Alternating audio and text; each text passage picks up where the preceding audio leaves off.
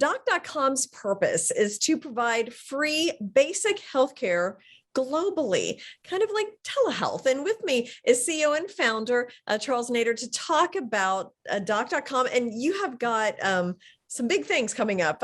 So let's just start with the company. Like, give me an overview of what you're doing, because it's really very cool. So Charles, go ahead. Thanks a lot, Jane. Well, Doc.com, we started with the purpose to provide free basic healthcare for the world. And that means that we want to provide services that are free to the customer, to the patient in the end, but still offer quality basic healthcare that can help humanity in the most basic ways. So, how we go about it is through telemedicine and telepsychology. You press a button, speak to a doctor or psychologist. It's a 24-hour service, video chat, and you get suggestions, recommendations, prescriptions if necessary.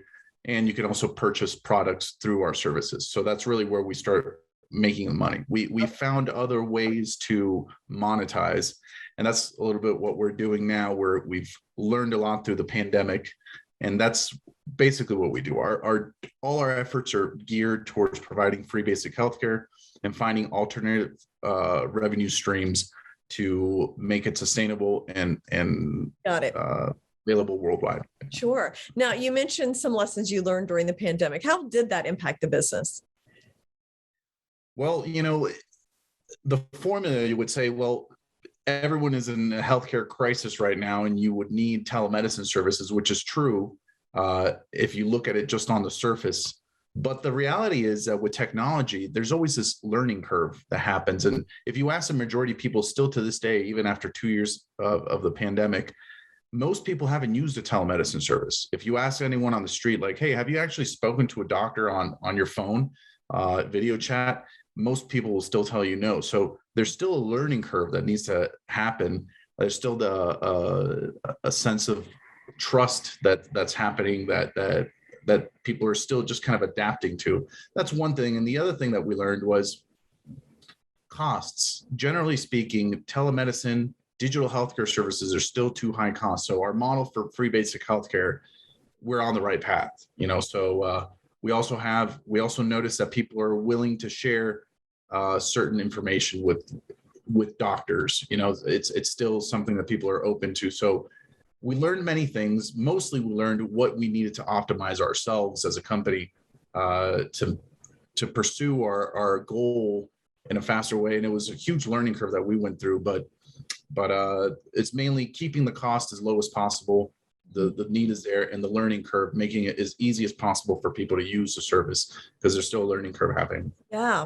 And then you've said free basic healthcare. So this would be just kind of, somebody could go to doc.com and find out, what a skin thing is or something. So this is just the basic things. And then if there's more healthcare needed, then they would go see a specialist, for example. Exactly. Okay. So you would have, let's say you have a pain somewhere, or you have a stuffy nose, or you think you have COVID symptoms, for example. You can check with us, and we can guide you in the right way, either prescribe a medication, do it's primary medicine, it's preventative medicine.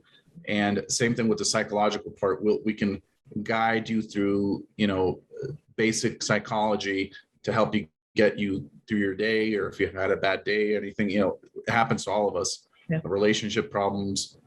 We believe that that's the best thing we can do, is to provide basic healthcare services for the world. It doesn't take away from the need of specialists and all these different genres, but what the world really needs, if you ask any doctor, any public health official, we need more basic healthcare services, more easy access to healthcare. That's always been our goal. So that's where we come in. That's where we leverage blockchain technology. We leverage data to find alternative revenue streams to make this possible. A reality for everyone in the world. Yeah. Okay. So you brought up the blockchain. So I did want to ask you, how have you incorporated that technology into the business? Well, we started in 2017, 2018, we started with our model of our crypto economy. And what that means is we take in data points like any healthcare service. We take in certain data points with pathologies, what medications you're taking, et cetera. And we actually have like a reward mechanism similar to points in a credit card or something. But that reward mechanism is actually cryptocurrency. And that cryptocurrency is rewarded to you. It's tradable for other currencies. So this is a new innovative way of kind of rewarding people, incentivizing them to participate, to take care of their health. We took that to the next level with the advent of decentralized finance. So in 2020, you had your first decentralized finance platforms coming out, built on new blockchains like Binance Smart Chain, like Solana, new blockchains that were coming out that reduced the cost of running these transactions on the blockchain dramatically. You're talking about less than a tenth of the cost. That allowed us to now run all these transactions through our services, taking down the healthcare data, rewarding patients, being transparent about our whole service mechanism using blockchain technology to reduce the cost dramatically. So now what we're doing is we're taking the profits from our revenues. That's either data sales of pharmaceuticals, because now we're selling pharmaceuticals also through the services. We're taking those and distributing them through a smart contract, a staking pool, to whoever holds the coins. And that's a very innovative way and a very transparent way to have a healthcare business. What a great cause. And then also has a lot of economic benefits too. I mean, because if somebody's just, got some pain or something, they can't really contribute as much to society as they'd like to. So it solves a problem, and you've got the crypto involved in it. So there's some profits too. So it's a really interesting idea. Look forward to following it, Charles. Definitely. Well, thank you very much, Shane. I appreciate it. I'm glad to be speaking to you, and I hope the world finds out as fast as possible at doc.com and what we're doing. All right. We'll do our best. Thanks, Charles. Thanks.